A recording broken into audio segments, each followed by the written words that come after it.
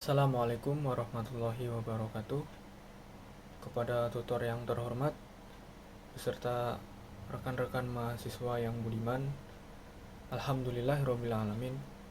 Puji syukur kehadirat Allah Subhanahu wa taala yang telah melimpahkan rahmat, hidayah serta nikmatnya berupa nikmat sehat, nikmat iman serta nikmat Islam, sehingga kita dapat berkumpul bersama pada momen pembahasan diskusi 4 mata kuliah Bahasa Indonesia. Salawat serta salam senantiasa kita aturkan kepada Nabi Agung Muhammad Sallallahu Alaihi Wasallam, di mana dari syafaat beliaulah kita akan mendapat pertolongan di yaumil akhir nanti. Amin ya rabbal alamin. Pada kesempatan kali ini saya akan membawakan gagasan dengan topik pandemi COVID-19. Pandemi COVID-19 merupakan wabah pandemi penyakit yang telah melanda seluruh dunia selama kurang lebih 2 tahun terakhir, terutama di Indonesia. COVID-19 atau coronavirus yang dapat disebut dengan virus corona merupakan keluarga besar virus yang menyerang saluran pernafasan yang menyebabkan infeksi atas, ringan, hingga sedang, seperti penyakit flu. Hal yang perlu ditegaskan di sini bahwa gejala virus corona dapat menjadi gejala yang lebih parah. Infeksinya dapat menyebabkan penyakit bronkitis serta pneumonia dengan gejala yang timbul seperti demam tinggi apabila pengidap memiliki penyakit pneumonia, sesak nafas, batuk yang berlendir, serta nyeri pada bagian dada. Infeksi bisa semakin parah apabila menyerang pada kelompok tertentu, seperti contohnya pada bayi, lansia, serta orang yang memiliki komorbid atau penyakit bawaan seperti penyakit jantung, asma, paru-paru, lambung, ataupun penyakit berat lainnya. Pada beberapa kasus yang terjadi, gejala yang timbul juga tidak dapat diketahui secara pasti, berupa gejala yang ringan seperti batuk, flu, bersin-bersin, ataupun demam seperti demam biasa, sehingga perlu diwaspadai bahwa gejala virus corona ini dapat tidak diketahui oleh pengidapnya. Infeksi virus corona umumnya terjadi oleh virus corona itu sendiri.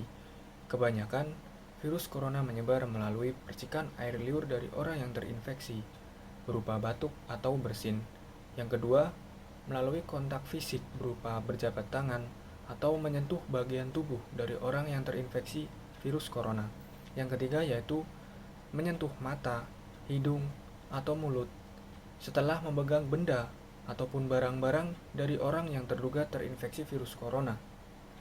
Rata-rata gejala timbul setelah 2-14 hari sejak virus pertama masuk ke dalam tubuh manusia yang terinfeksi. Gejala infeksi coronavirus terjadi pada pengidapnya dengan berbagai macam gejala, tergantung dari jenis virus yang menyerang serta seberapa parah infeksi yang terjadi pada pengidapnya.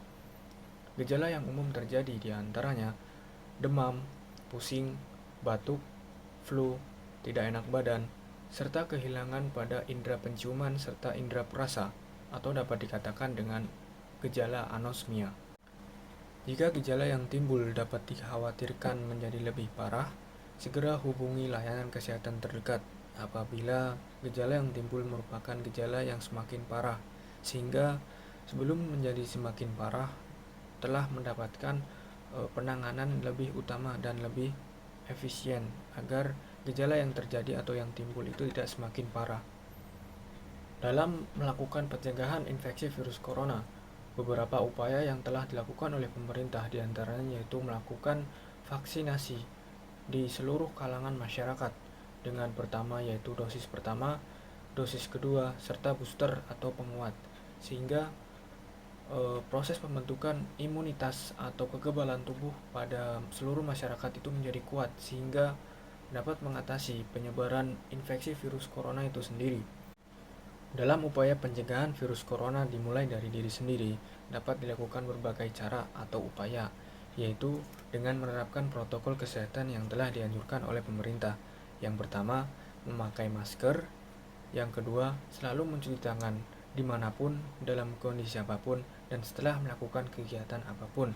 Yang ketiga, menjauhi kerumunan yaitu dapat dilakukan dengan berjaga jarak antar individu agar penularan infeksi virus corona dapat diatasi. Yang ketiga yaitu setelah melakukan aktivitas di luar ruangan dan akan pulang ke rumah, jangan langsung menyentuh anggota keluarga di rumah ataupun barang-barang atau benda yang ada di rumah. Dikhawatirkan itu dapat menularkan infeksi virus corona kepada anggota keluarga kita sendiri. Yang selanjutnya, tutup hidung dan mulut ketika bersin atau batuk. Itu dapat mengatasi penularan virus corona itu sendiri. Selanjutnya yaitu jangan keluar rumah apabila masih sakit. Lakukanlah isolasi mandiri di rumah sampai benar-benar sembuh total. Selalu mengkonsumsi makan makanan yang sehat, berbanyak minum cairan seperti air putih, berolahraga teratur, serta istirahat yang cukup. Selalu konsumsi sayur mayur, buah-buahan, serta makanan sehat yang lain agar tubuh kita itu memiliki imunitas serta kekebalan tubuh yang kuat, sehingga upaya pencegahan penularan virus corona itu sendiri dapat dilaksanakan secara efisien dan efektif, sehingga penularan itu dapat diatasi dan dapat terselesaikan. Demikian penjelasan gagasan tentang topik pandemi COVID-19 serta pencegahannya. Apabila terdapat kekurangan ataupun kesalahan dalam penyampaian informasi, saya mohon maaf yang sebesar-besarnya. Demikian dari saya. Wabillahi taufiq walhidayah. Assalamualaikum warahmatullahi wabarakatuh.